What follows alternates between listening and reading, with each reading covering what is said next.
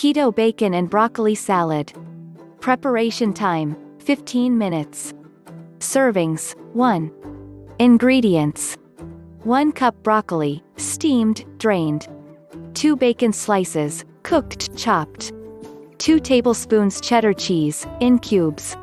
1 tablespoon red onions, sliced. 1 tablespoon whole almonds. 2 tablespoons ranch dressing. Procedure. 1. In a large mixing bowl, place the steamed broccoli. 2. Add the chopped bacon. 3. Add the cheddar cheese. 4. Add the red onions. 5. Add the almonds. 6. Lastly, add the ranch dressing.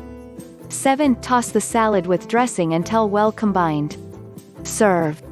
Nutritional information. Energy 602.5 kilocalories. Protein 19.8 grams. Fat 50.9 grams. Carbohydrates 16.3 grams. Remember to subscribe, comment, share and like it. Click on the bell to be informed of the latest videos uploaded. Thanks.